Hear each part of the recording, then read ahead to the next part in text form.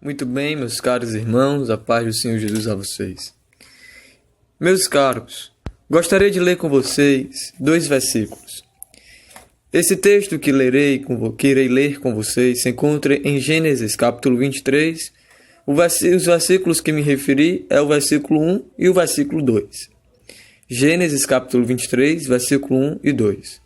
Diz assim: Sara viveu 127 anos e morreu em Kiriat Arba, que é Hebrom, em Canaã. E Abraão foi lamentar e chorar por ela. Apenas esses 2 versículos.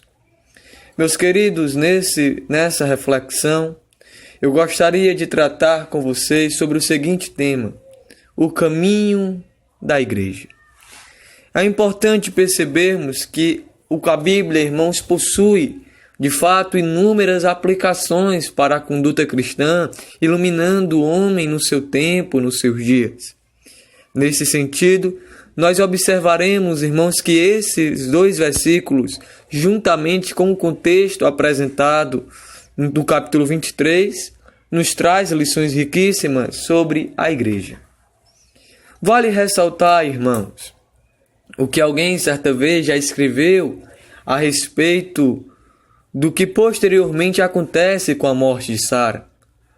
Diz que a escolha do lugar onde colocariam os futuros mortos e colocaram Sara seria um marco fundamental de que a promessa da terra prometida estaria em pé. Me refiro quando a Bíblia diz da seguinte forma, a partir do versículo 5: Responderam os hititas a Abraão: Ouça-nos, Senhor. O Senhor é um príncipe de Deus em nosso meio. Enterre a sua mulher numa de nossas sepulturas, naquele parecer melhor. Nenhum de nós recusará ceder-lhe sua sepultura para que enterre a sua mulher.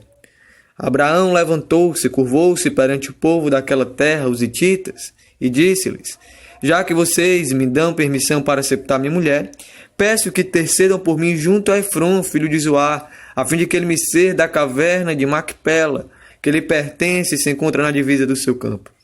Peçam-lhe que a ceda a mim pelo preço justo, para que eu tenha uma propriedade para a sepultura entre vocês.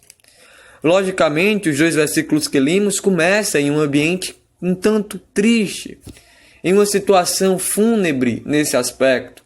Nós temos aqui a morte de um personagem importantíssima no Antigo Testamento, que é Sara. No entanto, irmãos, também com isso a Bíblia não deixa de lado os seus ensinamentos. A morte não é de longe e nunca foi um empecilho para o Deus da Bíblia, uma vez que o próprio Jesus, o nosso Senhor, venceu a morte. Nesse sentido, nós percebemos e percebemos aqui o seguinte, meus queridos, que o crente fiel ele é iluminado pelo manuscrito e pelas lições que esses nos trazem. Nessa visão, a Bíblia, ao citar a morte de Sara, não deixa de lado o que traria as lições dentro do mesmo enredo. Eu falei em outro momento que Deus se relaciona no decorrer da história. O ambiente é favorável, a escolha é agradável. No meio do caos, irmãos, a certeza de que o povo, de que Abraão, de que os seus descendentes não pertenciam a terras estrangeiras, digamos assim, a um grosso modo, é lógico, mas eram pertencentes à terra sobre a qual Deus lhes propôs o juramento. Nessa visão, Abraão estava vendo o lugar certo, que era a terra de Canaã. Abraão, mais uma vez, irmãos, aqui é um exemplo para nós da sua certeza e convicção de que Deus é o amparo e sustento do crente.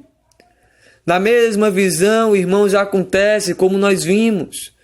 Quando acontece da morte de Jacó, também é colocado nessa mesma caverna, nesse mesmo lugar, na caverna do campo de Macpela, lá na terra de Canaã.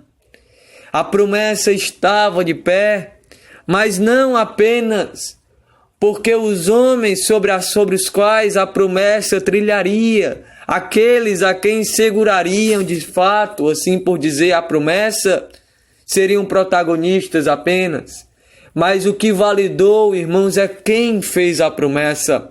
Porque o nosso Deus é poderoso, e sendo Ele que fala, irmãos, Ele age à luz, logicamente, de sua presciência, de seu conhecimento, que vale ressaltar, vai para além das interpretações possíveis e das limitações da mente humana, uma vez que Deus está acima de nós, como nos propõe a própria interpretação bíblica sobre a grandeza de Deus.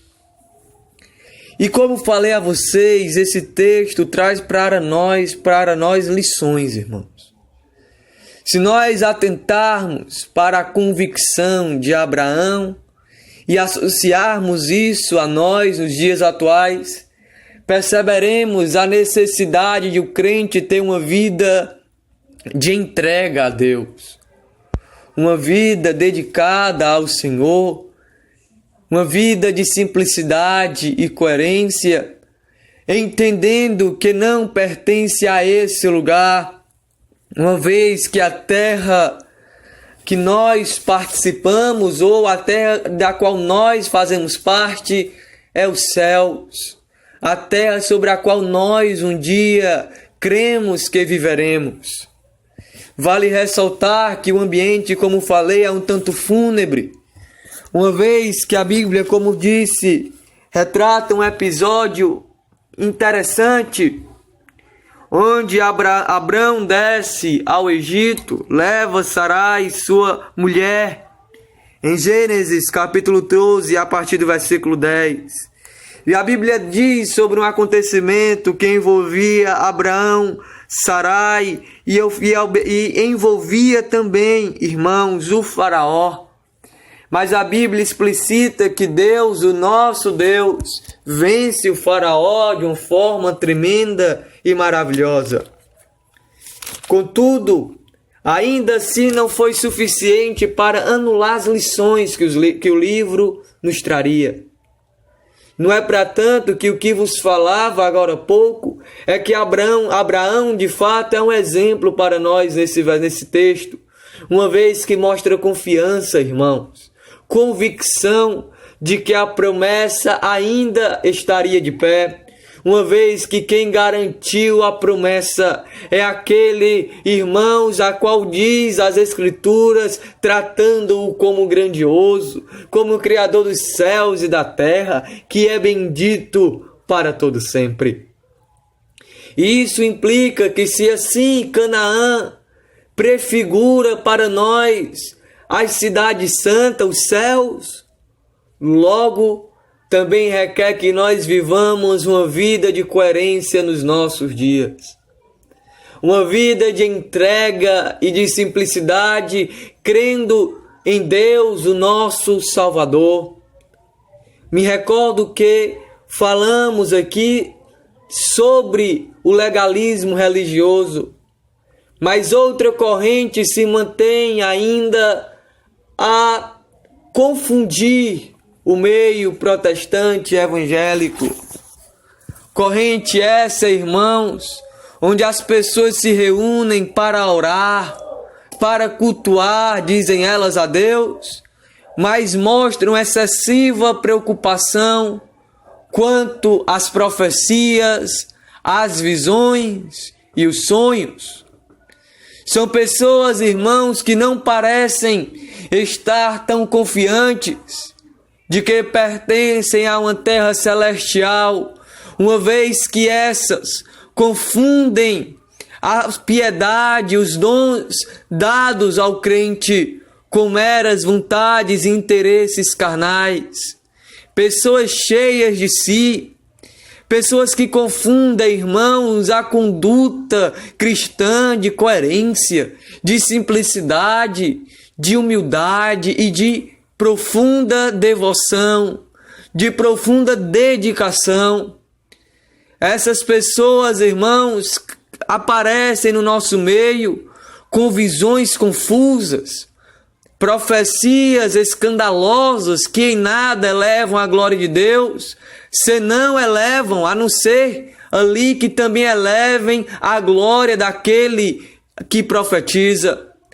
pessoas muito interessadas em não adquirirem a coerência cristã, como mostrou Abraão, que escolhe o ambiente certo para que Sara fosse enterrada, fosse colocada, uma vez que garantiria a glória de Deus àquele que fez a promessa.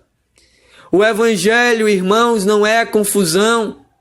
O Evangelho não é turvo. O Evangelho não é confuso. O Evangelho é claro e muito e bem racional. O nosso Deus não está, irmãos, a balbuciar ou a falar palavras incoerentes. O nosso Deus está a falar de ensinamentos bíblicos e fiéis, onde prevalece a ética cristã, à luz de uma moral que corresponde a todo o meio, a moral e a saber, a moral de Deus, o nosso Senhor, que é bendito para todo sempre, o Deus de Abraão, o Deus de Isaque e o Deus de Jacó. Se a Canaã prefigura o céu, Abraão, por sua vez, é um exemplo para a igreja de uma vida, irmãos, que embora fosse um homem, mas de uma vida de intimidade com Deus, uma vida de dedicação ao Senhor, uma vida de coragem. Como falava eu a vocês há alguns minutinhos, não uma vida de confusão,